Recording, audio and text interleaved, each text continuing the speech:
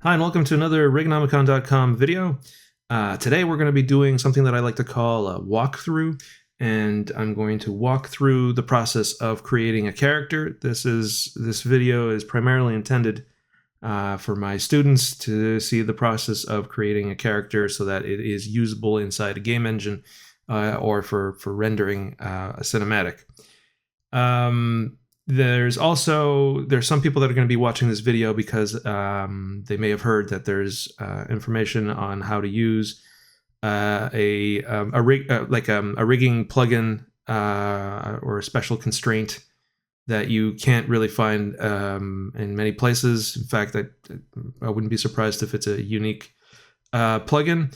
And that is probably the sliding pivot constraint. That's free. Of course, it comes with Rigonomicon, which is available on PC, Mac, and Linux. And I'm making it available always on all versions of Maya. So stay tuned for that. If not, take a look at the timestamps. You'll find what you're looking for there. We'll be using the sliding pivot, and for my students that have never heard of this thing, know that it is going to change how we do, in particular, feet contacts. And you're probably wondering, how is something designed primarily for feet going to help us for basically I don't know what you would call this, a little eyeball squiddy creature inside a teacup? Well, there's a place where the teacup makes contact with the saucer, and in order to animate, just think about this for a second. How would you animate this teacup so that it can lift off of the edges of of this cup, so that it stays planted on the saucer and can spin? So imagine you're carrying the teacup with your hands, and you're holding on to the cup itself, to the saucer. And imagine in real life you're moving this around, and as you move, this is going to lift if you're not being careful, right? So to animate that, to make the contact with the saucer, it's not easy. It's one of those really hard things no one talks about in animation, because I'm giving away these constraints. The tools to do this have always been in the in all the Rigonomicon tools. I just haven't explained how to use them. I've made a button now that allows you to set these up, and I'll be going over a quickly at some point how to set up the reverse foot so that it uses this, and you're going to see just how many things this opens the door to. You might be here also. Well, I'll show you what it's supposed to look like. So let's say this red line represents the contact point, and this little thing is just what is going to lift the teacup itself and the upper rig. So if in this case I have it set up so that it when you select it, you have the bacon circular contact over here. This is going to be controlling the values here. So if I go here, I can lift off that point, so you can see that it's making contact. And once it's lifted, you can actually spin it around on that point where it's sliding the pivot while still maintaining the rig. And this is accurate. This is very, very accurate. And we can use this for all kinds of rigs, not just for this. In fact, this part is of the rig, which is being added to the Rigonomicon tools. The bacon circular contact has been added, and that's why I have this here open. So if you have version 0.34 alpha and above, you will have this new little plugin, which all it does is it calculates this circle. And I'm going to show you another way of doing this without this plugin. I'll show you how to do it so that it's efficient as well inside of Maya, because you don't want to use expressions. I'll talk about that later. But this whole thing about spinning around and lifting, that whole motion, just the motion itself for this little stick, is what's controlling. This is what's controlling that little stick. But then that's driving the plugin that I think many people are probably going to want to use. It solves a lot of problems, just like you saw here. The teacup is, you can do a lot of things with this. Some of you might be here not for that, might be here because you're wondering, maybe for the small percentage of people that saw this, They looked at a Twitter thing where I'm doing this kind of thing, and it's very flexible, and I can do all kinds. So for my students, we already know what this is. This is the bendy bones that have been added to the lips instead of the arm, and this allows us to have a Bezier control of the lips, and we have quite a bit of control here for our friend Murphy.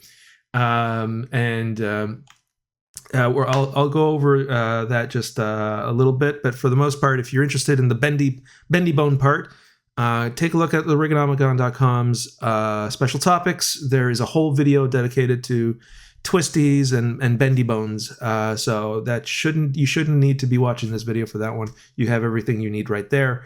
All I did was create two sets of, like, if we activate this layer, you should see that there's these little bones now that are basically bendy bones that we were using in the arm. They're there. They're hard to see, but it's the exact same setup, and we're sharing the corner, the lip corner here. So if we move this around, it pulls the lip, and we can rotate it. But the rotation for this isn't the best thing to do for the lip, because you want to use the Beziers really. You just want to move it, but you want to use the Beziers to control the curvature and such. And you have a lot of control with this kind of a setup, and you can do a lot of interesting things. The rest of the rig doesn't have anything really all that special. You have a basic like IK here on the arm when we have the bendy bones for that whole thing, and we're able to do the same thing like we do on the lips to the arm. And we also have the IK control here for the hand, and I have a look at that looks at the monocle, so to make this a little bit easier. So as you move the monocle around, like that eyeball will be looking through it there. And the other ones are easy enough. You can rotate them. You're going to notice too, like here's a little touch. When you're looking at this motion, take a look at the skin around it. It's a small, subtle thing where the skin is reacting to the eyeball movement, and then all the eyes have this. This is just a little bit of skin weight. I just added a little bit of influence to the eyeball. Nothing special. This is a very, very known trick for him. For Humphrey, it's great because it makes him look fleshy. So I exaggerated the subtleness of it and made it a little bit more exaggerated, so it's not so subtle, is what I'm trying to say. But here you have you can really tell it's fleshy. Quick note: the little bumps on the back of his head for this species, like I have the whole thing figured out for this for Darjeelians. The little bumps in the back of the head are new eyeballs that are growing. It's kind of like how we have wisdom teeth that grow in over time with Darjeelians. The older they are, the more eyeballs have popped out and become useful. Like the first eyeball is usually the biggest one that they have that's grown to the biggest proportion. Anyways, it's a fun little anecdote for this species. And that's actually, this is going to lead nicely into the first topic, which is conceptualization. So to conceptualize this character, I didn't just create a random character and then introduce story elements to it or try to explain it that way. I actually came up with the concept first. I was thinking about, because I'm working on a game that it's humorous, and it's based in, it's like a sci-fi story, and it's called Spaceboat, if anybody's interested. So this character fits right in, and what I wanted to do was make an aquatic creature, unlike some of the other ones, which still requires to be dunked in water in some way to be able to survive, or in their case, breathe. So like they may have lips here to be able to talk, but they have like more tentacles down below in the T part of the cup. So what I originally did is I came up with this concept. Now I want to talk about concept art just really quick. Concept art is not like there is a tendency to think that concept art is making things as pretty as possible and selling a product type of thing and selling an idea. Concept art, from my perspective, as someone who's been in the industry for 20 years, the best kind of concept art is the one that helps us produce or actually construct the character and make the character go through production the as best as possible. That helps us the most. In this case, this image for me was conceptually the most useful one. Because I separated, and you're probably thinking, well, there's photo editing in here. There's the hat and the cup are photos, and that's actually part of the reason why this works for me as someone in production, because I'm showing that I don't need to draw a super highly realistic cup when I'm just trying to get the concept across so that you understand what it's supposed to look like, and also get across the thing as accurately as possible. I'm going to use a photo if I have to and just put it in there. In this case, it works. If it was any other production, chances are I would have to draw that cup in the style of whatever it is that we're doing to better help the person that's going to construct the cup. But I wanted to make sure that it was clear in my mind that the cup is as realistic as possible. And that there's no need to actually draw it. Just the photo is fine. And actually, the contrast between the real objects and the cartoony character is to accentuate the concept that the cup is going to be realistic and the hat's going to be realistic, but the fleshy part in the middle and the squid aspect of it, it's going to be more of the spaceboat kind of characters. So the spaceboat design, it allows for this kind of combination. So this concept art gets that message across very, very easily. So concept art, just to be clear, if you're a concept artist, and I feel bad for concept artists right now because they're fighting AI, which is a real, frankly, a pest with no nuance whatsoever for what's going on out there. It just makes, anyways, I really can't stand what AI is doing to the whole art process. So what I'm talking about right now, an AI wouldn't do. It would just take what already exists out there and just mash it together. In this case, as a concept artist, I was saying, okay, so we want it to be kind of cute and cuddly, but at the same time, it's kind of a bizarre thing. It's kind of like a pug, where it has lots of folds and stuff, and normally that would be ugly, but it's pugs are cute, and we like pugs. So this thing is similar to that. Normally, this would be a Cthulhu creature. If I told you that some squid creature from space with tentacles and many eyes is in this game, you're probably going to think of a Cthulhu type creature. But instead, it's going to be so ugly that it's cute type of thing. So it has lots of these little eyeballs that are constantly moving around.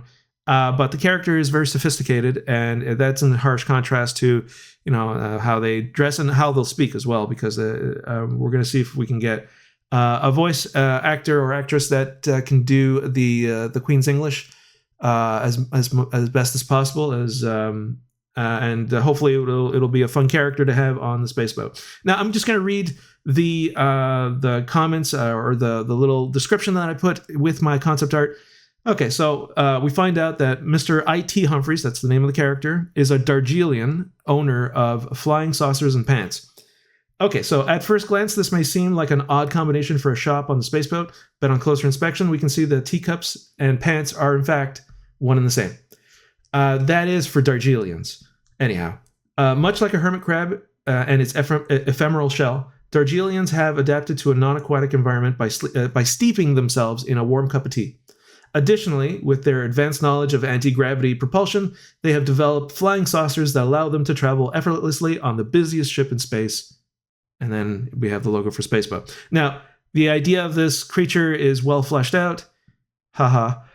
It's very well fleshed out, and you have a lot of detail here as to the what it's doing. It's living basically in the teacup and using the like a fresh cup of tea to survive in a non-aquatic environment.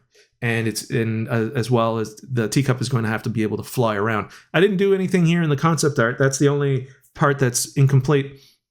The saucer part should have had some sort of indication of technology that allows you to propulse this character around and fly around and come talk to you.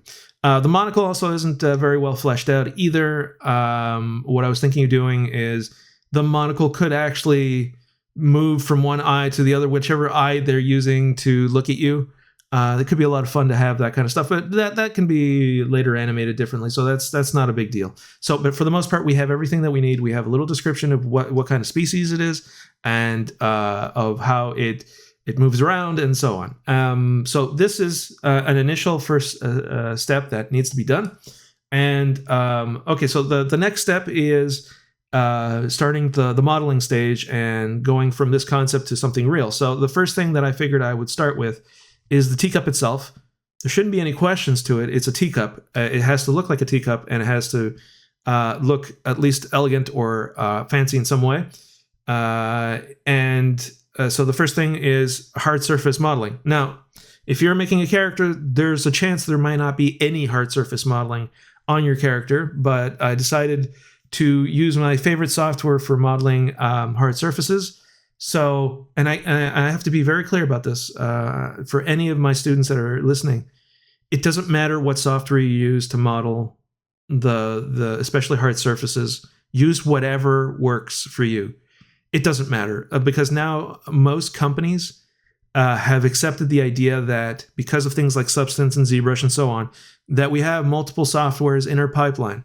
When, especially in video games, if you're working in video games, you're going to find that whatever it is that you're doing in that company, if you're touching modeling in any way, you're going to find that there are many softwares that you can use to be able to do that. And then that will be like the technical artists will create a pipeline that allow you to take those assets and bring them in. They'll help you bring them into the rest of the pipeline so that it can be passed on. When it comes to rigging, not so much. You don't have that freedom because it'll depend on what the animators have decided they want to use to animate with. And rigs are expensive because setting them up might be unique. In this case, it's very unique, so it would be considered an expensive rig. But for the most part, once a software is decided for the animation, that will have an impact on the animators. For modelers, not so much. You use whatever model you want. Make sure it comes in clean without any issues. And this is different than what it was in the past. There was a lot of companies that I worked at where they were like, we do all the modeling and animation and everything in one software, and that's it. There's no, and then we had software wars as a result of that. So these days, it shouldn't be such a big deal. Hopefully, you're not working for a company that still thinks in that old mindset. But from what I understand, most companies now have adopted the use whatever you want for modeling, get it into the engine or into the pipeline as best you can without causing any trouble. So if I look, in this case, because I have a lot of experience with 3D Studio Max, I use 3D Studio Max to create the cup, and there's some good reasons for it. Like, look, if I look at this cup, here, like something I can't really do in Maya is have a stack. Just that alone is worth a lot. Also, for the tentacles, I wanted to be able to. I'll talk about the tentacles in a minute and how LOPs can really help us to create the like a base shape of what the tentacle should be. And that's something even in Maya that I can't really. It's one of its weaknesses, let's say, to create basically pipes and that kind of stuff without any external plugins. It's always been a weakness. But here I'm using the stack, and if you go in here, you can see the multiple steps that I took in order to get to it. And I can go in here, deactivate things, change things, modify even the order of the stack. This is something that's quite common in a lot of software packages, so it's not unique to Max in any way. I used to do something very similar to this in XSI, and it was just fine. Point is, what I'm trying to say is use whatever you're comfortable with for hard surfaces. And also keep in mind, make sure that that software is giving you some sort of information. So the total right now of number, like I always look for vertices more than polygons. Polygons are, first of all, what is it? Triangles? Is it polygons? What is it? And so just look for vertices for the most part. It's one of the better measurements for how heavy a thing is. 3,000 vertices for a teacup like this that has a decent amount of detail, and that we can always we can subdivide this comfortably if we needed more detail. And I've already done a little bit of that. You can see that there's a transition here. I'm not a big fan of transitions, but at the same time, the way this is done here, I'm okay with it as long as my UVs are not a nightmare to do later. And thanks to this software, it's actually really easy to do the UVs and such. So once you have something like the hard surface here done, in my case, I went to Substance to create the rest. of the texturing and all the materials to make sure it has that nice little gold trim and such. And you can see here the UVs are actually pretty decent, with the exception of maybe the handles, but it's really not a big deal. It's a one material for everything, and it covers. Actually, it's decent to be able to. If you want to draw on this, it'll be pretty. It won't get warped so much. So it's not a horrible horrible UV for the handle. Overall, this is a reasonably efficient use of texture space. And I'm actually quite happy with the end result for this. And we even have a teacup on the inside. Maybe I will be adding something later for the actual tea, but we don't really see it because Humphreys covers pretty much the entire interior part of this. So maybe even this might not be even necessary. We might be able to, if we're really desperate to cut polygons, we might be able to cut that out. But for the meantime, this is actually pretty efficient, even for let's say previous gen. It would be just fine to have a character with 3,000 triangles when they're up close, 3,000 vertices up close, for just this part of the mesh, which is actually a large part of the mesh. So it's definitely worth having that. All right, so once we've created this, then we would have to create the more organic part at the top. My way of doing things is basically bring that in here and go. I'll go open. Let's see if I got this here. Yeah. So basically, what I did is I brought in some of the work that I did for Substance. And created. I also added a first pass to because these little shapes, they look like a nuts and bolts type of thing, but they show up in Spaceboat and a number of other places. Like there's a character who's kind of like a whale that goes around on a little flying Segway. I call those skippers, and they have the anti-grav propulsors that look like this. And these things seem to show up in a number of places wherever there's anti-gravity propulsion. So I made sure that they look the same, even though they kind of look like nuts and bolts and kind of or don't look that great. I might reevaluate what I'm doing here for this and try to make them more appropriate for the cup. At the same time, when you're in Engine and you're looking at it like underneath, you're not going to really see those shapes all that much. You're going to see more of the glow. Here I kind of toned down the glow. So anyhow, so here you have also at this point I've created a hat, which also has a stack, so it's easy for me to like creating the hat precisely and cleanly with the ability to bend and do all kinds of tapers and those kind of modifications, and then stack that in the proper order. Was very handy, and it allowed me to do all kinds of nice little touches like clean chamfers that didn't interfere with the modeling process, and you can add that chamfer after the fact. So you keep focusing on the overall shape, and then you add those things at the end. And then I added one mesh smooth, so everything was low poly, and I kept everything very, very clean. And the hat UV as well got built quite easily. Other than that, there's these the tentacles. So one of the things I was talking about before is, like, for example, maybe I don't like this shape here. Maybe it's a little too low res. So maybe I'd want to, clean this up, make it a little rounder. One of the nice things about this software in particular is I can go into the path, and the vertices are still it's live, right? And I can rotate the tangents. These are Beziers. I can make them bigger or smaller. So maybe I can make it rounder like that, and bring that down and make sure that I'm moving it into the right place. This is nice for lofts. Also, one of the things that's really cool about lofts is I can go in here into the loft itself, and you'll notice there's deformations for how the shape is being formed along, and I can go into here, and it opened a little thing off screen over here, so I can control how it's tapering down. These are nice things that, depending which software you're using, you'll have built into the software, and it'll allow you to do that kind of stuff. Also, I can change it. Instead of being a circle, I can make maybe more of a tapered square. That's kind of convenient, or have a different shape that already includes maybe the separation from the bottom part where the grips are going to be, because he's not really an octopus. He's more of like a sea star type of thing, like a starfish type of thing. So the it's like the underside of a starfish. So you could make it so that the shape that's being basically extruded along that path has more built-in stuff to be able to help us with the modeling. So you can do all kinds of things like that. I know that in Blender you can do a couple of these things really well. So by all means, if you're comfortable with Blender, go ahead, use that. It's not for the modeling stage. Please use whatever gets the job done. And then this is just a basic shape. All right. So now what I would do is I would export this mesh to ZBrush to allow me to give it its more realistic shapes. And in this case, I have to be careful.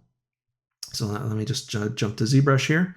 And in this case, all I did was export what I had there, and then started added the right enough definition. I even went a little further than what I should, because later on when this gets converted into a normal map, I can control how much of that effect. If it becomes too gross, then I can tone it down. In this case, I just wanted to make sure I had enough detail here to be able to work with. There's some parts of this that looking at it, like there's a lot of things I can improve here. And then you bring this into Substance, and then you would generate your UVs. A really quick thing here, now that we have all this software open, if I go into Substance and I go File, Open, let's see here, Humphreys, there's Teacup, and Body 2. Let's try Body 3. It should be just this is kind of like at this point I was worried because it's starting to look like a horror show. But the thing is, though, you can still dial that down and still get that cuteness that comes from having, like, the multiple eyeballs can be turned into a cute thing, depending on how big the iris is and how friendly it looks. So it doesn't necessarily mean it's going in the wrong direction, but at least I had some detail to work with. And I separated these two because when they're overlapping each other, at least this version of Substance, it was difficult to bake normals without one interfering with the other. So I separated the two as best I could and made sure that the normals were baked in these positions with the high res mesh from ZBrush on top. And then I did a quick paint on top, and then generated the textures there. Now, once I've reached this stage, I go back into Max because I've been doing the modeling up until that point there, and I do a final touch-up where I'm now going to send it to Maya as best I can and clean it, make sure it's clean. So here is the normal maps and the meshes that I built in Max, and I made sure it was clean enough so that I could be able to rig this. And here we have a pretty good example of what the final result is going to look like. And we have all the little bumps that are very clear here.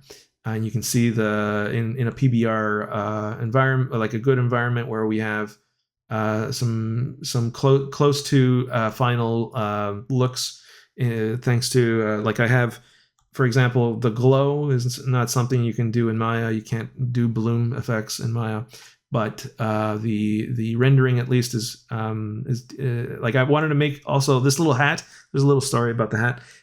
He found it on top of a wedding cake, and he took it and used it as a hat for himself. He's a sophisticated guy, but he's a very simple guy too. And there's like little things like that he does that like I mean, you're taking a teacup and you're turning it into your pants. There is that side of him too. So it all works together. I'm not finished actually with the monocle, because I might add a special post process that magnifies whatever's behind it so that it can do kind of a funny magnification of what's behind it, and I think that'll add to the humor for the character. I'll see if it shouldn't be too heavy to have in real time, because I'm taking into consideration that I'm going to at least make sure that I have a path to make all of this stuff work on a Switch, which means you have to keep in mind, you have to at least be mindful of the direction you can that you can take in order to make that happen. not just give yourself a wall where it's like it's not possible because like the Switch hardware is very limited, and you're going to lose. It's choices. At the end of the day, it's always a question of choices. How important is that kind of stuff, and what are you trading for that stuff? If you do want to have it, is it going to be less environmental stuff going on? Is it going to interfere with like, are you not going to have any resources for your AI to walk around correctly? You know, it's like these are all choices you have to decide on. You can't have everything. Sometimes you have to just focus your energy. So those little choices add up, and later at some point you might find yourself that you've hit a wall that you cannot pass without doing some really big cutting. So I generally will keep it in mind. I won't limit myself with it, but I will keep it in mind to make sure that I at least have a path that I can take where I can get this to work on a hardware that's not as good. Also, I'm considering hardware advancements. So if I'm running this on a PS5, maybe I might want to consider things like Final Gathering or Global Illumination, rather, and things like that might actually add to this character's fun factor, because we can make it render so that it I don't want to go too realistic, but at the same time it's like it could be fun to see that contrast between things. So who knows, like ray tracing could be a thing too. I mean, you can have a super fine ray trace cup, but I don't spend too much time thinking about that. I just try to be mindful of it, but not limit myself in any way from that. In the meantime, I'm looking at this and I'm going, like, right now we have a total of 13,000 triangles. That is very lightweight. That is not a problem at all to be able to draw this character as he is right now. So we shouldn't have a problem for rendering with this, and it should scale nicely. So that's the end of Max. And from then on, I also made it so that, and I also we won't need substance, and we won't. Well, we'll always keep the concept art handy. So now what I'm going to do is I'm going to head into the stages that I will take for creating the rig. For the most part, like you already see here what the final rig looked like. These have been hidden because if they're in X-ray, they kind of get in the way of the face. So. But you can always bring them back. That's not a big deal. I figured that the best thing I could do for this is to maybe do these kind of setups, because you can. It's not just that, but you can do this kind of thing, and it looks very natural. And setting up rigs for this might be overkill and might actually inhibit you from actually getting in there and animating these things. So something like just selecting them all and being able to rotate all of them in a certain direction already might be good enough for this. For the most part, all of them are like that, except for this one. That's not good enough for this arm. This arm required, it's just a basic IK, but I'm using the human. I'm not using the default Maya IK. I'm using the bacon strip one. So if you go into the constraints here, you're going to see that you have an arm IK. Bacon IK, and the reason why I did that is because this now has squash and stretch if I need it. At the moment I don't need it, and you have to flatten out all the tangents to be able to stretch it out from this pose. So we won't be doing that right now, but know that it has the ability to squash and stretch type of thing. And right now this is pretty coherent, and we have a lot of control over how this is bending, and we could have a lot of fun animating that. And then I would do is each one of these, there's no eyelids for these guys. They're just eyeballs that are going to be constantly looking around type of thing, which I think is going to be funny because it makes it feel like it's a cute little Cthulhu creature. And then this arm is the one that when he's talking to you will be darting around, looking at you, checking everything. Because at the end of the day, this is a vendor on that sells pants. So they're going to be seeing what pants and dimensions are good for you. So they have to have a keen eye for that kind of stuff. And there's actually some gameplay mechanics related to how keen his eyes are. I won't say more than that. Okay, so for the lips, I've already gone over this. Please take a look at the other video that I have on bendy bones, because this is basically a simple bendy bone. There's nothing there's nothing special about it, and there's some skinning that was done for it. The skinning for this is actually almost default. My cat is wants to be part of this video. So I'm going to talk about the bottom, the base of the cup. So a lot of people probably will be jumping to that part of the video. And I understand that. So let's go to, I'm going to do it by first talking about the sliding pivot and how we can use it for our old friend the Stormtrooper, if we may.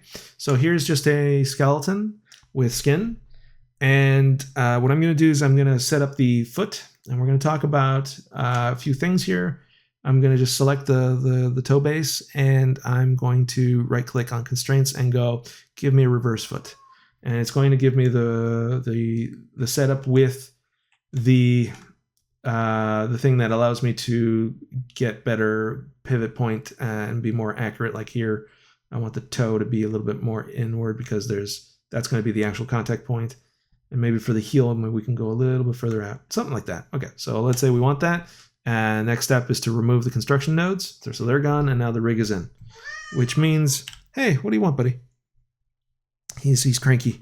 Okay, so here we have the toe, and here we have the upper part of the control of the foot. And right now we have a node that is just poking out. We don't really see it too well. There's something here, and that's because we don't have X-ray on it, and it's inside. So if I just select this, and I'm going to shift click this to get the whole thing, and press F to find where in the rig we are. It's in the controls of the foot. Know that I've added some new selections here. I won't go over it too much, but there's a new select children button, right? So if you select this and go select, it'll select, oops, sorry, excuse me. So I accidentally moved everything because I got a cat tail hit me right in the wrong place. All right, let me make some room so you can be comfy. All right. Okay, so cats. Sometimes, okay, so I selected this and I click this button and it selects the whole hierarchy. If you are, let's say we know this is the root node. If I were to click that, it'll select everything.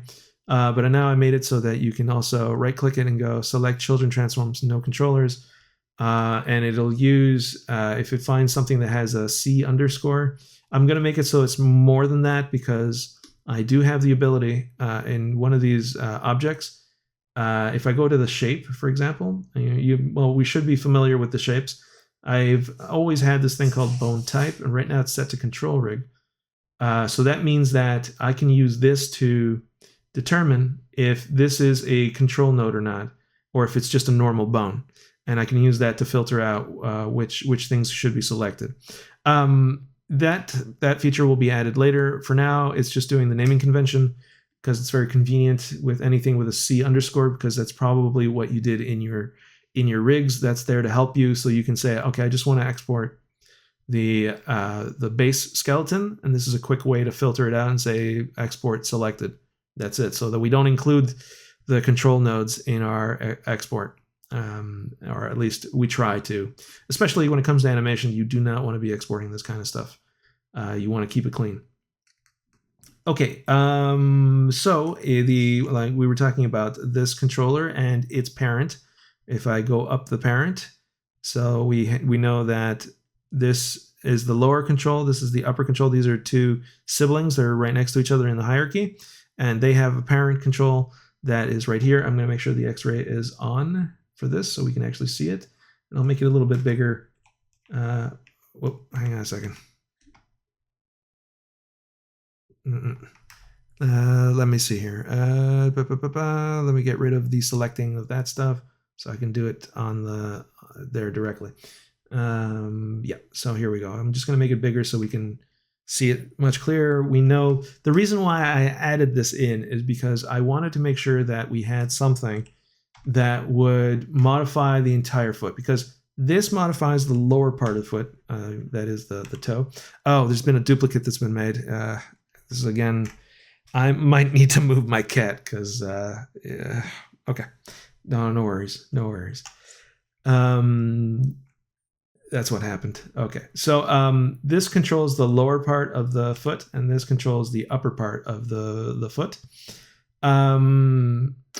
This, since it's the parent of both of these, will control the entire foot as a result. So wherever you move this and rotate this, it will rotate and move the foot entirely. Now, it has a parent that, as a result, if you rotate this, it does the entire foot as well. So if you lift, that's why we put that here, because we want to be able to lift the whole foot relative to this point. And the main controller, which is entirely up to you, right?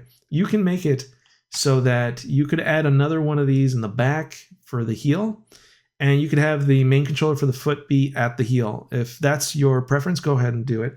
There's no reason why you can't do that. But I find that focusing on the ankle is good for things when is more of an FK concept, because well, first, it's the easiest thing to do, so that's probably the reason why people use it. And you don't have to go and fish the contact point out. You don't have to write anything like the construction nodes to do that. That's why Human IK works that way. I mean, it's the most easy setup that you can have. But I find that it's a very FK way of thinking, when in fact you should be thinking as to foot planting and where you make contact with the ground. Because if you were if this character was swimming, I would want to have the FK kind of controls, where like over here we have just FK, right? Because we don't have a rig. If I was making this character swimming, had animated swimming, I would use an FK concept to be able to do the kicks and all that, and get nice arcs and so on. So that's nice for this. But for us now, when you're creating a foot rig, I find that it's best to consider maybe thinking always about where you make contact with the ground. Contact with the ground is key to a good walk cycle. All right, I'm going to go over this just real quick for about like I always look at references. Okay, so I've prepared a couple of references. So let's consider this kind of motion. Okay, to be able to do that kind of stuff, if you had rigged your character so that you have a simple controller that does the entire foot roll in one value, you'll never be able to do this kind of stuff with that kind of a setup, because there's a lot of stuff that isn't just it's like a foot roll value is super hyper focused on just the walk cycle. And most often I find that we don't do walk cycles. We do combat moves or running, and in some cases dancing. And there's all kinds of, like, when your character, when I said running, I meant like when they're running and changing directions and such. It's not just a straight line. So a lot of, especially in video games, you have your walk cycle, your run cycle, and so on. But then everything else, you have things on climbing.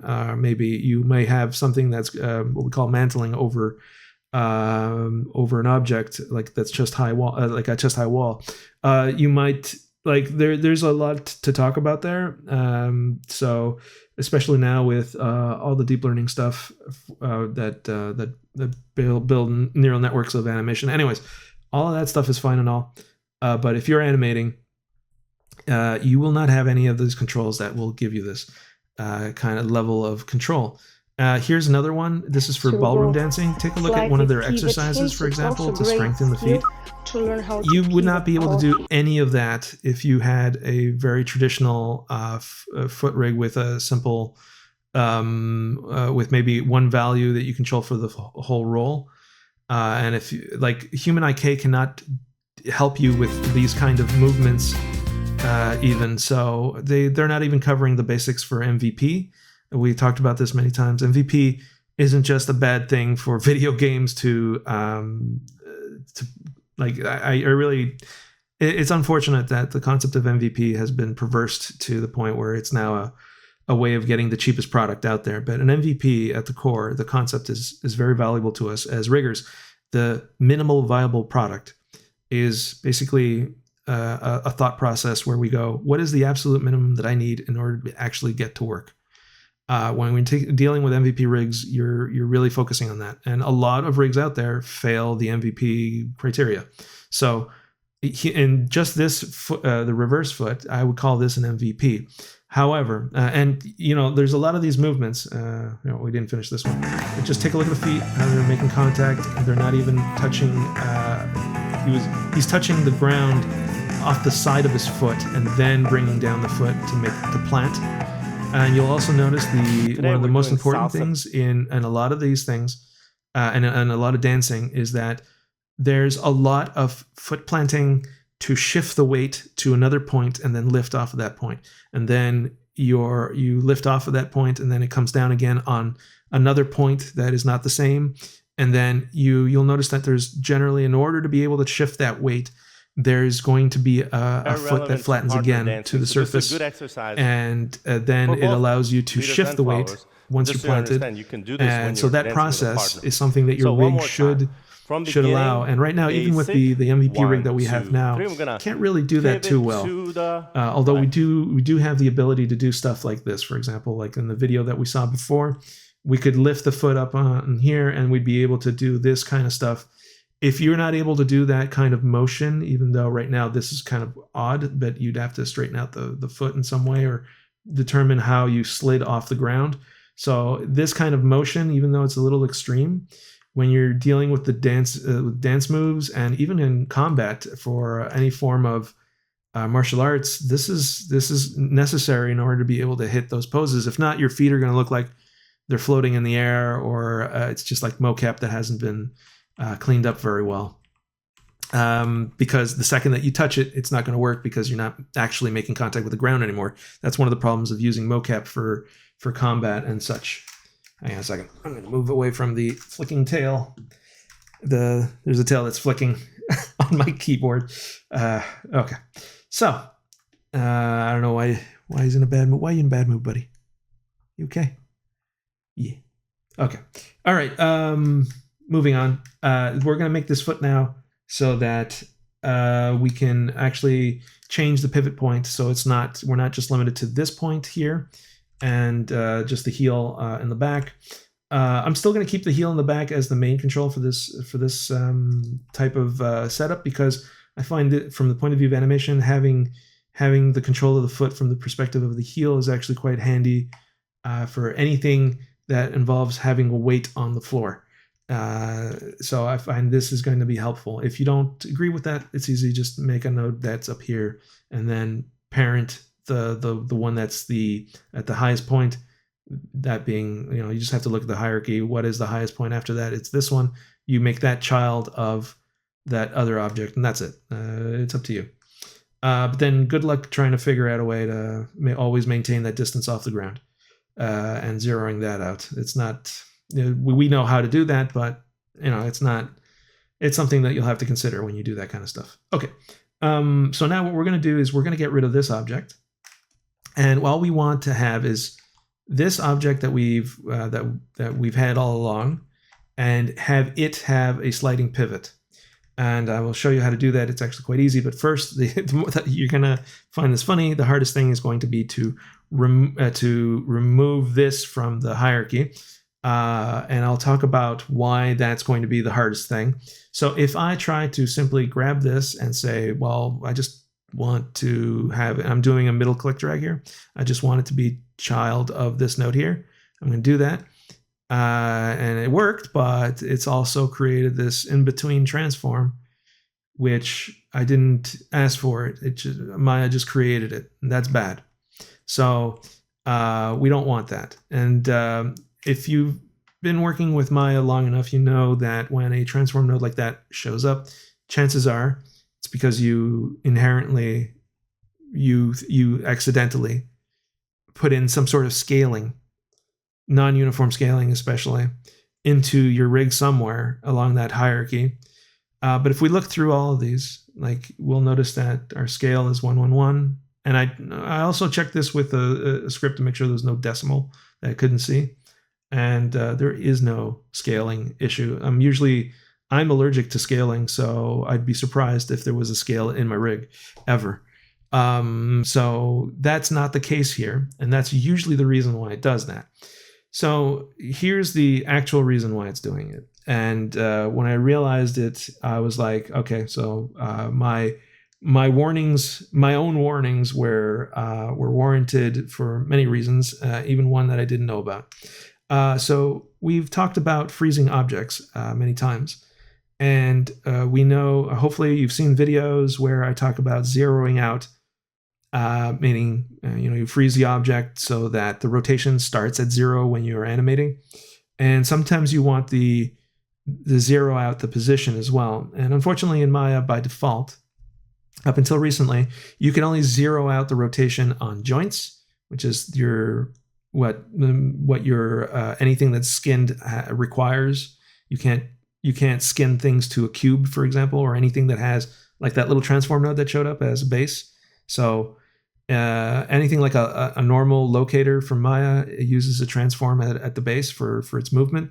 So you wouldn't be able to use that to skin unless you took the visual aspect of the locator, like the shape, and transferred it to a new base, which is joint, which is actually what I'm doing here with the bacon joints, or if I just click this, it's going to create a locator using my shape tool, but at the base, it's still a joint underneath. So it's just something on top of joints. So you can use this for skinning. You can use this for IK. You can use this for anything inside of Maya, and we're not going to have a problem. The only thing is, by default, you can only zero out the rotation through the joint orient. All right, that's the thing. Okay, so enough about that. The thing that I just want to point out is that there's been an alternative that's been added to Maya, and I warned all my students as well to be careful with this thing. It's called the parent offset matrix. It allows you to zero out both position and rotation on any object, and that's found if you select any object and you go into the attributes and you're in the transform section. You're going to find that in this case, this is a joint, and it has something called the offset parent matrix right there. And in this case, this is an identity matrix, meaning it doesn't have any offsets of any kind. And also the joint orient is 0 as well. So this object's not actually, doesn't need to be zeroed out. And the reason for that is because it has the exact same position and rotation as its parent. So that means it is naturally zeroed out. There's another way of zeroing out. And it's actually what we used to use in the past for any positional zero outs. I just want to say this quickly as I can. Using the parent offset matrix and then trying to zero out and then trying to reparent. Unfortunately, I'm just going to wait until Autodesk fixes that. Hopefully they're aware of this problem, because if you do what we just did where you try to reparent something, or even just unparent, like let's say I want to select this and unparent it, I press Shift P and it's going to create that transform node. So that's not good. So I'm going to undo that.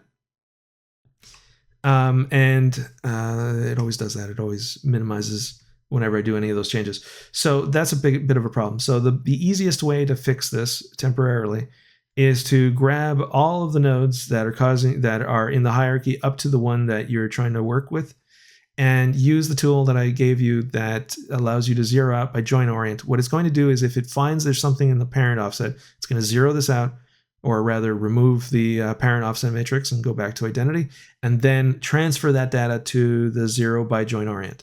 Now everything is joint orient, which Maya understands very well. So whoever wrote the tool for parenting and unparenting, unfortunately, did not adjust for the new thing, which is the offset parent matrix. It's just a matter of time, I'm sure, that they will fix that. But it's something to keep in mind in the meantime. So now if I try to do that thing again, you'll notice there are no extra things that have been added, no transform nodes, nothing. So now I can go here and just go, boop, gone, deleted. And now I have the base. Then I have this root node that I call the foot root. And then you have the lower and upper controls. And then you have the IK that's a child of the upper control. And then you have this something that really bothers me about the 1998 constraints for Maya, they actually were creating things with transform nodes.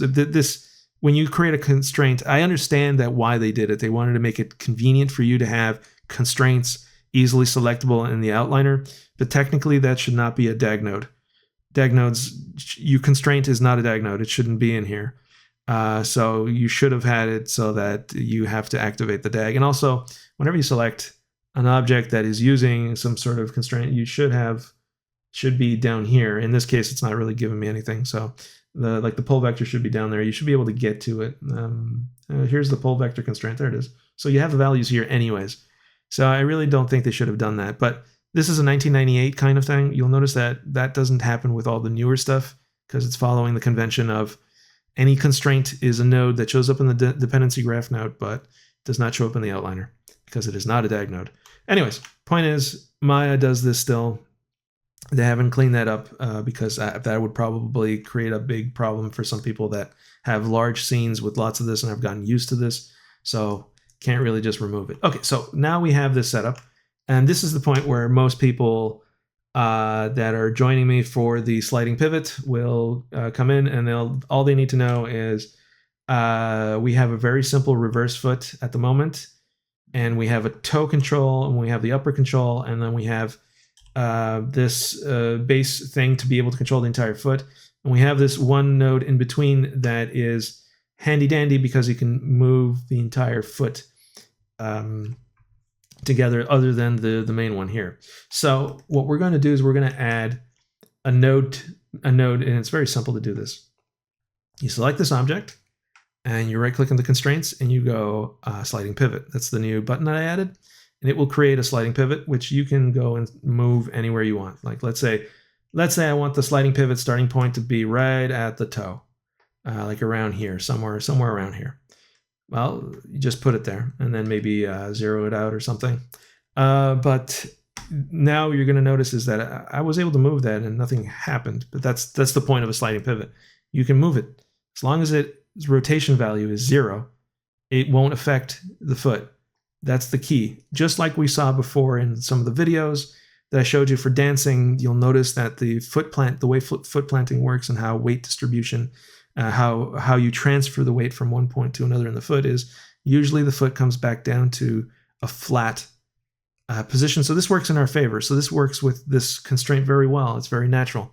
So now if I were to rotate this, you'll notice that everything above moved at that point. All right. And now if I move it anywhere else, when it's at 0, I can lift off that point. And I can do that over here as well. Like it doesn't matter where I place it, as long as it's at 0. If I rotate it afterwards, it will lift the entire foot. This is a sliding pivot.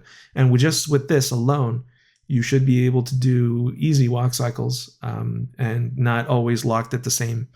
When you're doing your full foot roll, this will allow you to make it go wherever you want. Now I have a little video here that I'm going to show you.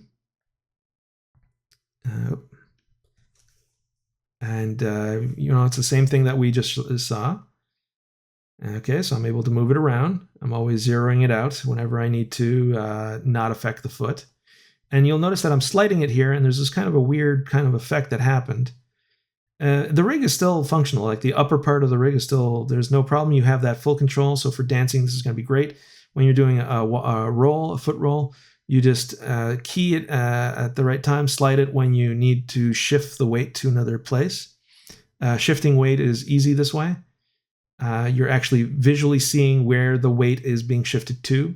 This works for high heels as well. So if you had high heels, you could easily just put it at the heel point. This is where it gets interesting. So basically what I've done is I have this setup where I just have the ball go along the path. And all I've done is I've added some animation so that the ball is always pulling outward from the path, if you understand what I mean. It's like it always pulls because you're lifting off of it, just like the teacup, it lifts off a certain point. So that's useful for us to be able to do stuff like, doing this by hand is really painful, and you probably you would have a lot of things interpenetrating with the ground. Here it's actually quite precise. Now, if you're animating manually and you just want to do this quick, here, I'll show you real quick. let's say you just want to lift the foot off to the side and you don't want to do the whole thing, you might be able to just put a few keys and do it that way. So it's no big deal. So I'm going to set a key here for position and rotation. So there you go, position and rotation. And I'm going to actually already have it so that it's lifted off the toe. And then I'm going to shift the weight off to the side here, maybe about here. And now I'm going to change the direction in which this is pointing. So something more like this. I'm just eyeballing it. It doesn't need to be precise. So you're shifting the weight. Now it's going in a straight line. So ideally you would be adding another key where it cusps, like where you have more of a curve, right? Because this is just a straight line. It's just interpolating between those 2 points. That's why I use, like things like the path. And then when you get to maybe a little bit later, you can bring this down like so and move this over here, maybe a little bit further out so that your point of pivot is a little bit further outward along that. And then you can lift a little bit like so, maybe like that. And now you're getting the effect, and it's actually pretty easy to do. I mean, there's no... Now, here's the fun part. This concept of a sliding pivot can be used for more than just feet. You saw it for the teacup, and I'll go over the teacup in a minute on how I set that up, even without the other plugin that I have that allows you to do the circular path constraint and all that. You can use this for anything. You could use it for a hand, for example, where the pivot point might be wherever the fingers are touching. Like, let's say you have an animation where you're on a piano or something. You want to move the pivot for each finger, and you don't want to set up each finger to have these kind of constraints that you have to negotiate on and off with parent constraints. That's super messy. With this, it's really easy. You zero it out, you move it to the right place, you rotate it. It really doesn't take long to get used to this kind of thing. And I think these are the kind of constraints that I've referred to in my class. Like I mentioned that in 1998, Maya came out, and I think in 92, Max came out, and Softimage and XSI and all that whole history of the software. It's crazy how much things changed, and unfortunately, some schools are only focusing on Maya because of their utility in the industry. Even Blender, they have a basic list of constraints, and we stopped thinking about constraints. So I think this is one of those things where I think this should be a basic constraint, and we should add this to basically any software so that we can do these kind of tricky things. Anyways, I'll be contacting Autodesk in hopes that I can get this kind of stuff in there. Hopefully, I'll talk to them, see if because I mean, this is an MIT license. There's no reason why they can't just grab it and put it in there. This should be something that we should all have. The other thing that I'm going to show is how I used this tech to be able to make that cup basically lift off the edge of where it's touching the saucer. So what I'm going to do is I'm going to open up, let's see, that's Humphreys. Just a moment. Okay, so here we go. DG. Don't save. So we have this very basic setup where I have our famous cup. And all I want to do is lift off. You see where the red circle is? This is the point of contact where the cup is making, and I want to be able to lift off of it like this little ball. So this has already been rigged up and it works. It's using the sliding pivot. The only thing that's different is that I added another little constraint onto this ball to control where it is. That's it. It's still using the exact same setup we had before, plus another one just for where this little ball goes. So if I recall, you just have to select the ball, or is it this one? Okay, here we go. All right, so just by selecting the circle, you're going to see you have a radius, because this is an actual circle from Maya. I created a Maya circle with history on, and it allows me to, this is not anything like I can control the radius of the circle, and that will affect the calculation as well. And the radius of the circle is controlled by just Maya's basic NURB circles. All right, so there's nothing there to be done. I just added these other two, spin and lift, and I got rid of the position and rotation controls. I just hid those channels. So I added these two which allows me to, I have to use, because these are floats, I made it so that your value of spin is a value of 1 means it's done a full revolution. I thought that would be useful, but in the end, I'm pressing Control right now to be able to get more precision. And it makes the little ball just move in the right place. And then I have another one, which is lift. So when you lift it, your teacup lifts off that point. So it's using the sliding pivot tool to do that, but the actual rotation of this ball and position is being calculated through the dependency graph. So if I look at the dependency graph, over here, we're going to see that this is the bacon sliding pivot, and it's set up with the default bacon sliding stuff. So you don't have to worry about it. You don't need to worry about all this. You can just press that button that I showed you before, and it'll do it for you. Now, all of this stuff over here, okay, I want to talk about this real quick. I'm calculating the translation and rotation based on that circle, and I'm using dependency graph nodes inside of Maya to do that calculation. Now, you might find that using expressions might be a good way to do this. I would strongly and very firmly suggest never to use expressions. That is a very 1999 Maya thing. It uses naming convention to find things. And yes, Mel is very much low level inside of Maya, but you're still using there's values that are being converted. Also, Mel's expressions are not taking really advantage of all of the advancements that have happened in the last couple of years for multi-threading and even in some cases GPU acceleration.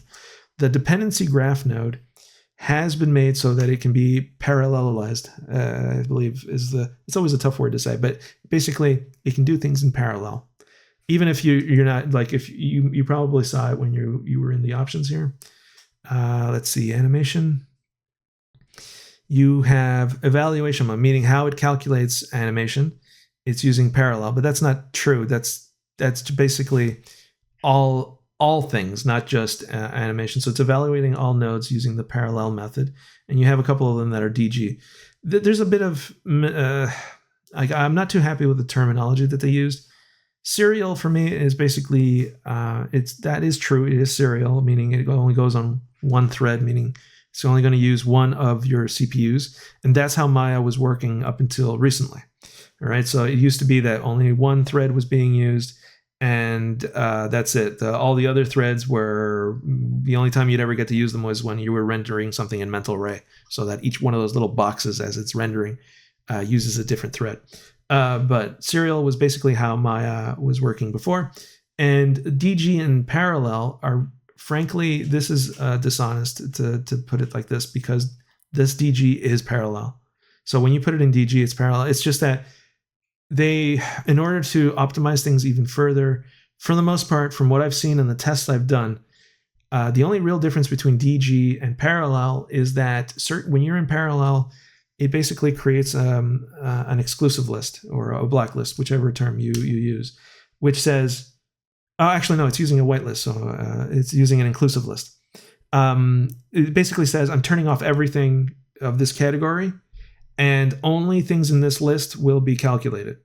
And that's the only real difference between parallel and DG, frankly, that I've seen. And I've done some thorough tests, so I'm pretty sure that's correct. So parallel is kind of a pain in the butt for people like me, because automatically it will turn off things that I've written in some plugins. So for example, the visual plugins that I created would be turned off automatically. I had to write something that would add it to the list of things that it would calculate when you press play.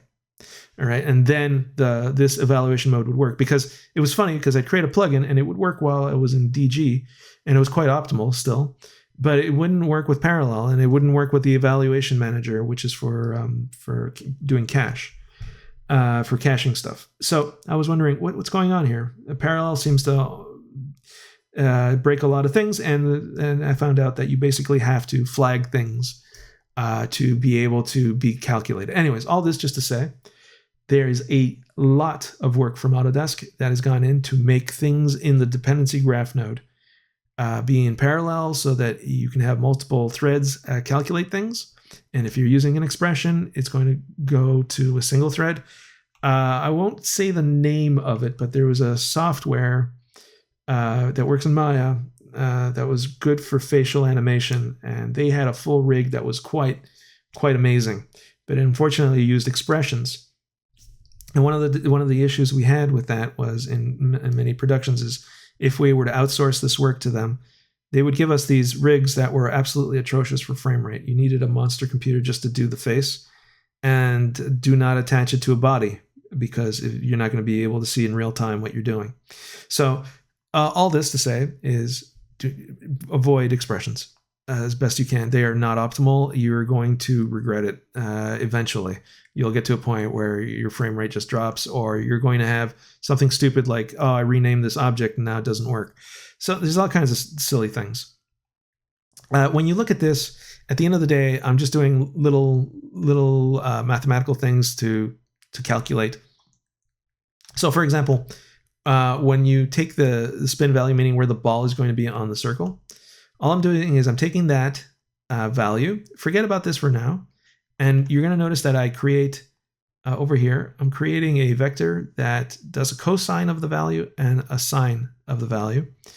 So for those of you that are interested, if you do this, you take a value, anything, and you do cosine of it, and then do sine of it, and then store those in separate values, in this case the x and z, which is top view, so you're seeing where you are on the surface top view, because y is up, right? So there's no y component, it's just on the floor.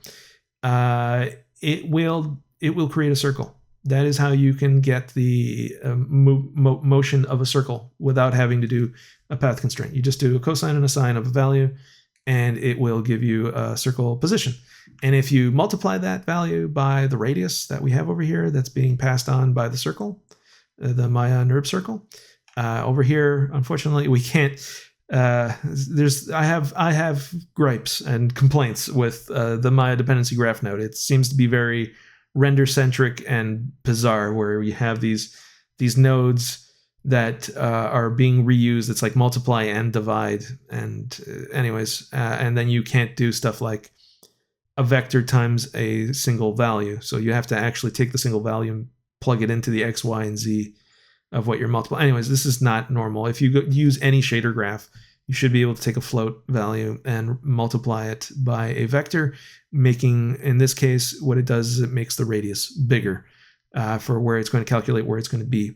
And I think I won't be going into much more detail than that. Just with that alone, you get an idea of how I broke this down. I made nodes that did the math, the calculation, to get to the point where I had a position and a rotation value that allows for this little ball, control through here, to be able to move it where I need it along that circle, and to lift along that circle. I'm actually using a quaternion math in here, even with the node graph. I'm using quaternion math to do that calculation. And I'm actually also, another thing I'm gonna mention, this is important for any of you doing any rigs. I'm avoiding the urge to create thousands of little objects to do these type of things. So instead of doing this, you could have made little tiny constraints to find a position. You could have created a circle. And a lot of people are going to tell you that's the Maya way, and they couldn't be more wrong, because that is no longer the Maya way. Autodesk has changed Maya so much that you now have optimizations to use these kind of methods. Instead of putting a little thing, like a little locator that's constrained to a path, and then while you change this value and it would change the constraint along that path. Like if you're building rigs that way, I strongly recommend to move on from the billions of little tiny objects to do things with workarounds and hacks to get it to punch out the values that you need in order to drive something else, and to go more towards this kind of approach where you break it down, and instead of doing constraints and stuff like that, you use the actual math to get to the solution that you want to get to that. Now, from in my eyes, this is an elegant solution here. So for the sliding pivot, it's a constraint You feed it a couple of values, boop, it outputs the value. It does all the math internally. And this is a C++ plugin. All right, so for those of you that came for the sliding pivot, know that this is a C++ plugin available on Mac, Linux, and Windows. And I'm trying to get it out for every version of Maya from 2024 up. So if you came for that, know that you have an optimal solution that is clean and does not produce millions of little objects. It's a little node. It does the math internally with C++. It's made so that it's as optimal as possible. Now, for this part, I did it differently in another scene that I'm going to show you. So I'm going to close this and I'm going to open up. Actually, wait. I could do this. I could do it right in here. So because I'm just going to check to see if I have the plugin loaded. So if I go to the plugin manager. And it's opened over there. But okay, so I go into the bacon section. I'm going to make sure that the bacon circular contact is loaded. And I'll make it so that it always loads as many things as possible with each version of the plugins. So if I do now bacon circular, there we go. It found it. I pressed tab to do that. And it created this node. Now this node is unlike... let me see if I can get my my script editor. Okay, this might look a little different than what you have. I'm using charcoal, which is incredibly useful, and honestly, Autodesk should consider integrating something like this for scripting. That's just a side note. Okay, so if I go to bacon circular contact py, it's a Python script. Okay, it's using the Maya API, meaning it's not a Python script that you just run in Maya, and then it uses PyML or CMDS or whatever. This is actually a Python. Technically it's a .py, so it's a Python script, but that lives in the plugins folder. And when you start Maya, it will load it as an actual full plugin. So it's still quite optimal.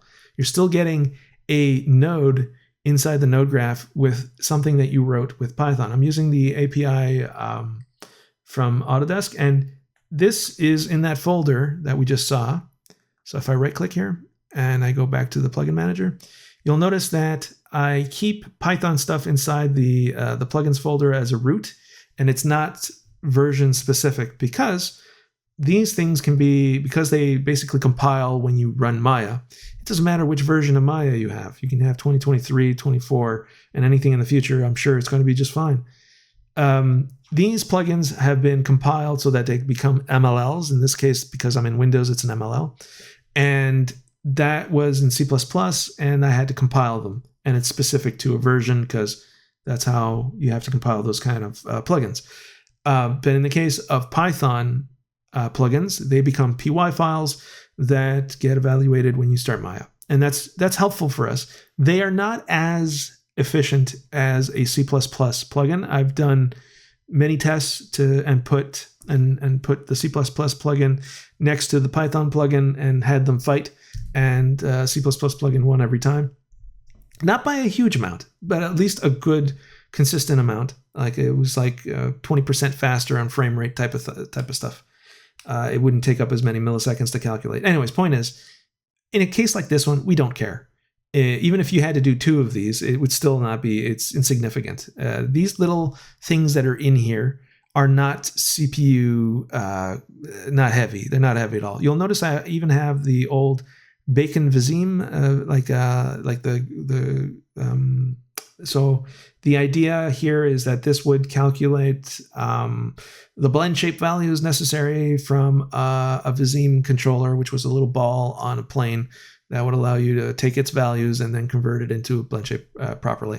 And that kind of calculation is so lightweight that I made it a bacon Vizim, and even my students that were running things at the time on Mac could use that.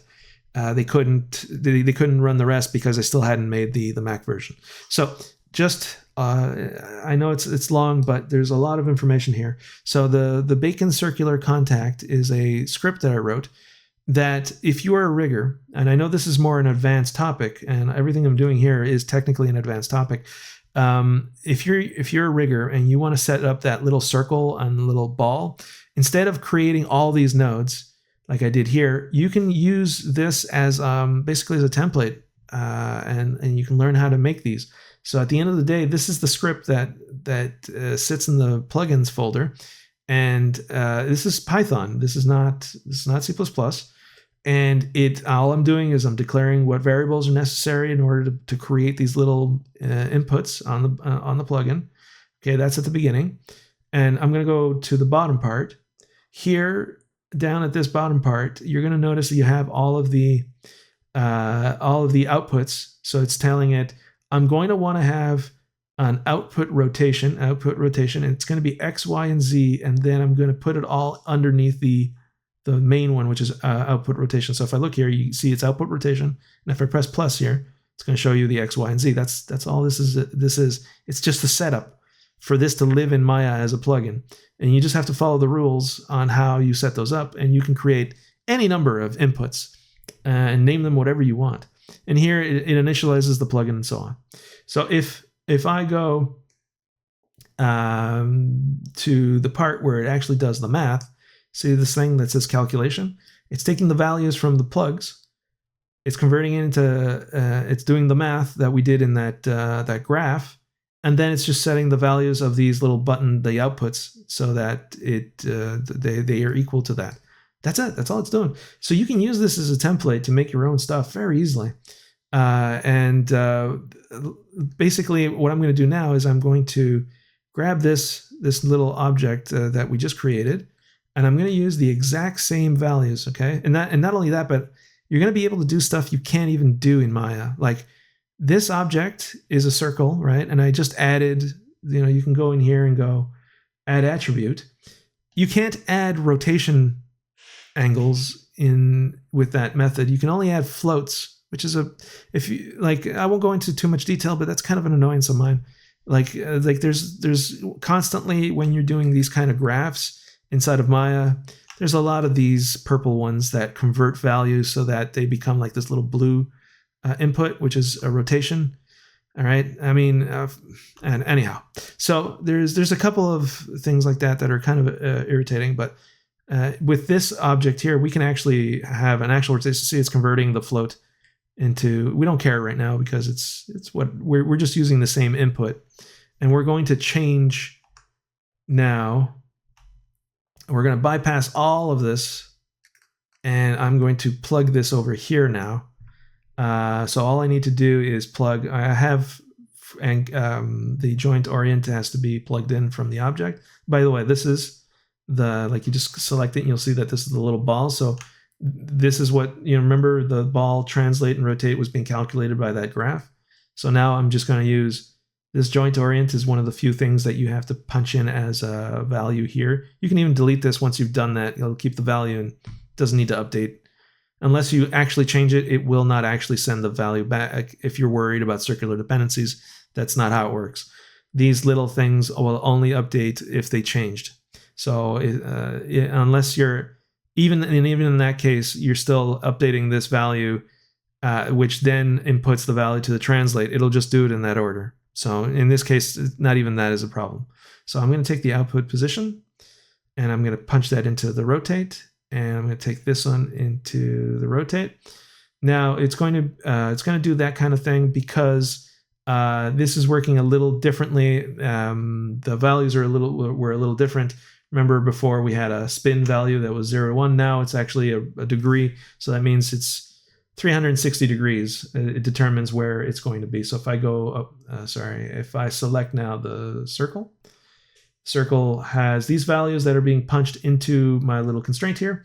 So if we do spin now, I don't need to hold control to change it. Now it's no longer 0 to 1. Now it's an actual rotation, and it's doing exactly the same thing that the other one was doing, where it flips even on which side it is, depending on if it's a positive or negative value for the lift. And that is always, it's always going to find the other side. If you go negative, boop, it's because you're doing that kind of thing. All right, so this little node allows us to bypass all of this. Now we don't need any of this anymore, and in my eyes, this is a very clean and simple one. And I even have some redundant nodes here that we don't even need in this case. But if you do it yourself, you'll notice that this is about as lightweight as you can get for this kind of a calculation. And this is the actual calculation for making like a sliding pivot is frankly nothing. It's really not much going on for a sliding pivot. You're just basically doing an inverse matrix multiplication. That's it. Really, that's the core of a sliding pivot. Most people just I'm just gonna say this as best I can without seeming like an ass. When it comes to transformation matrix math, there seems to be a reluctance to use that, especially if you're coming from Maya, because there's no easy interface for it. But once you start understanding how rotations work in a quaternion, and how position, rotation, and scale is all stored in a transform matrix, and how the software in itself is basically all transform matrix calculations, to be able to tap into transform matrix math isn't actually that complicated, believe me. It sounds complicated because you probably never heard of these terms before. But I can tell you this, if once you start getting a handle on it, it's really simple, and you can do some good stuff. And the more you understand that, the more something like the sliding pivot becomes quite trivial. But at the same time, we need to understand that if you haven't done any of this, it may seem overwhelming because you're like, I don't know how I would do that spinning thing without creating 1,000 nodes. And that would just be for this teacup. I don't know how I would do that for the foot. And that's kind of my point. The sliding pivot is a plugin that's free that I'm providing you because I've gone through all the like years and years of racking my brain trying to figure stuff out. And little by little, these little tiny gems have popped out. And I think the sliding pivot is one of those. And as I'm saying that as humbly as I can, I think this is a must-have tool for any rig. I did not go over it in my class because it was very introductory, and I consider this at this point, because of the nature of Maya and basically any 3D software and where we're at, I consider this an advanced topic, so I didn't cover it in my class. There was just too much to do in that class. Okay, so I think that covers pretty much everything that you need to know. The rest is there's one last thing I'm going to touch upon especially for my students. I'm going to look at Unreal because I didn't talk about too much of Unreal in this, and I'm going to be making another video which is about the basics of Unreal, understanding it and how it's different to Maya, specifically from the perspective of my students, to help them out with their final film, because a lot of them are using Unreal to render. So I'm going to see if I can help them out to understand from where they're coming from as Maya users, how to use Unreal effectively without messing things up, so that you don't lose a lot of time and work because of a misunderstanding. So here I brought them into Unreal. This is Unreal 4, by the way. I'll be switching over the game to Unreal 5 because I've been doing stuff in Unreal 5, and there's a couple of things there that maybe I might be able to use. It's a long story why I'm still using 4 for Spaceboat, and it has to do with the Switch. But for now, just know that I will be switching that over. And what I'm showing you here is it still works in Unreal 5. It doesn't matter. This is the same setup, same everything, pretty much, except it's gray and the other one is a darker color. So what you're going to find is I've created a folder, and I've brought in my FBX files. There's even one in here that is quite common. I picked this up from working with a great modeler named Rod Pralier. He had very good habits as a modeler, and his work is exceptional. One of the things that he would do as a character modeler, and he's seen a lot of pipelines and a lot of companies that were AAA. So I'm giving you some advice from someone, not from a rigger, but from a modeler that's very well known in the industry. Bezier would do this thing where he would bring in the static mesh, meaning an unrigged character. So if I double click here, it's gonna. By the way, this is a window that's floating. So in case you're wondering what's going on, it's because it's just one screen. So he would bring in the T stance. By the way, get it? It's a T stance. Okay, bad jokes. But this is the T stance for Humphrey, where I'm just bringing out his tentacles out nice and straight, and this made it easier for me to rig it. And then you have your poses and stuff like that that you can hit. So this was the character's T stance, and I got it brought in as a static mesh with no bones. And the reason why I did that is because Rod, what he would do is then go through the trouble of creating the materials and making sure that the end result looks good inside of Unreal. Because there was a lot of artists that would use a mental ray or any other renderer that you can think of. Even anyways, there's tons of renderers out there, and the problem with that kind of concept is that the art director will be quicker to give you a thumbs up and say, okay, go make it. This is approved. I'll get you to do something else. This would create headaches for other people down the road because it was an unrealistic model that had gotten approved and rendered with techniques that take minutes or hours to do. So to create that image, so it was not reasonable to do that kind of stuff. And what he would do is he would bring it in here as a static mesh and make sure that it looked right, and had he would do a lot of work at this stage before passing it on to me, for example. And then I would, this is the overlap time where a rigger like me, who is also doing the technical animation and technical art at the same time, would come in and work with him to create special features. Like, for example, in the case of Humphrey here, you'll notice his eye, and I've made a full video on how to get that optical effect to work inside of Unreal. And I made a special shader for Humphrey that uses the exact same shader for the eye, but uses the vertex color to determine the color of the eye. And then it's very simple. It's just multiplying the color against so I've got that nice optical effect, and that's going to be pushed even further by what I'm going to probably do for the glass for the monocle, which will actually make it bigger. So that's the kind of work that you would do with that would overlap. And I always appreciated that because it created a moment where we could both work together and try to make the character look as good as possible. And I find that doing, even though I'm solo on this development for asset creation at the moment, I still followed that method because it allows me to lock down the shaders and make sure that I've got some of the issues stamped out before I go and make the rig. And then I built the rig in Maya, like you saw, and it allowed me to pose the character and export this as an animation, which it's still using the skeletal mesh that I exported, which is in that T stance. So if I look here, this is the skeletal mesh, right? So I move the monocle to the hand to the tentacle that has the that's going to be holding it, and this is basically the T stance, but with actual. If I go in here, I can see the entire hierarchy. We have everything skinned and rigged and the whole kit, right? So we're good to go. Bones, let me get rid of that. None. Okay. So we have this all set up, and now it allows me to do like poses and stuff like that. Like I'll make this my main pose for my friend here.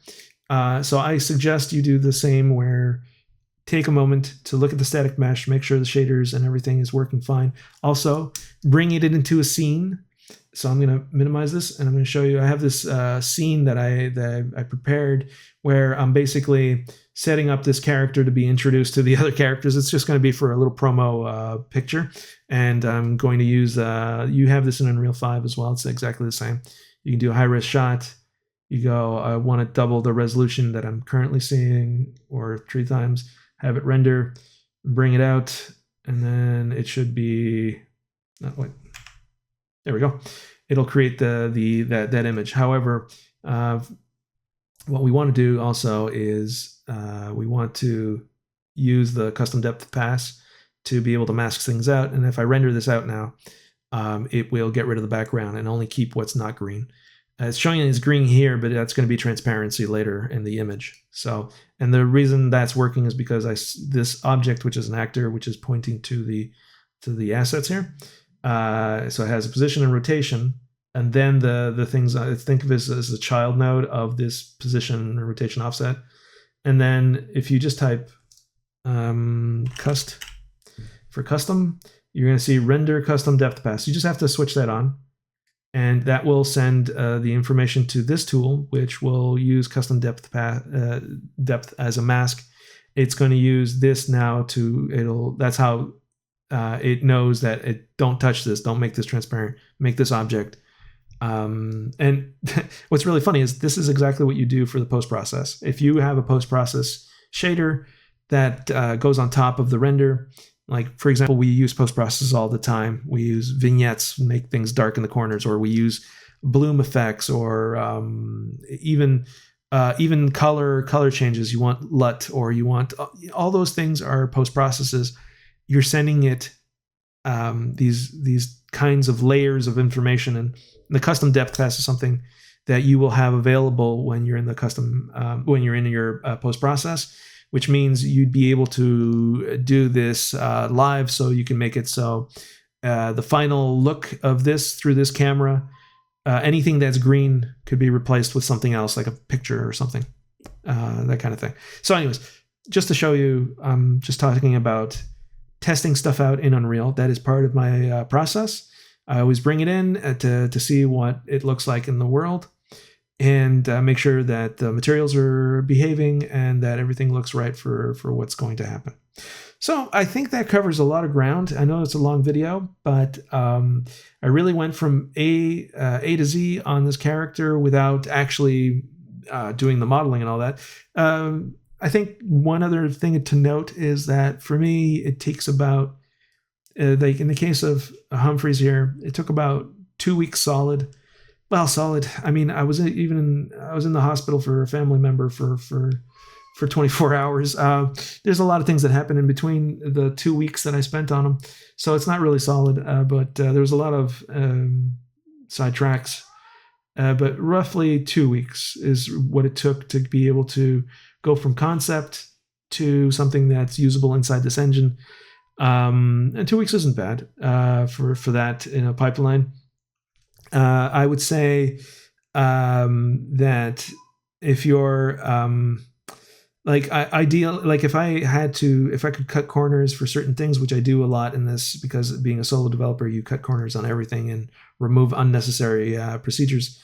I could normally, using my usual process. So for example, this little dog here that you see, this jelly dog, was actually modeled and thrown into the engine and put in game in basically a day.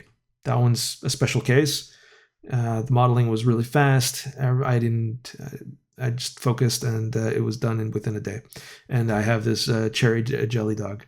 But some other characters take time because there's a lot of work to be done, and that should give you an idea, hopefully, of how long certain things take. As you do more and more of these, you'll get faster. So if it takes you a month to do this, or if it takes you a semester to build a character and bring it into your scenes, don't worry about it. You're only going to get faster. And hopefully with this video, it'll help you maybe cut some of the procedures that you were doing, or rethink how you can approach building your character. Hopefully this is instructive in that sense. That's why I did it, in hopes of helping you understand what someone like me who has very little time will use, how long it'll take to actually put these things together. Okay, hopefully that was helpful. And for those of you that came for the sliding pivot, please enjoy. All right.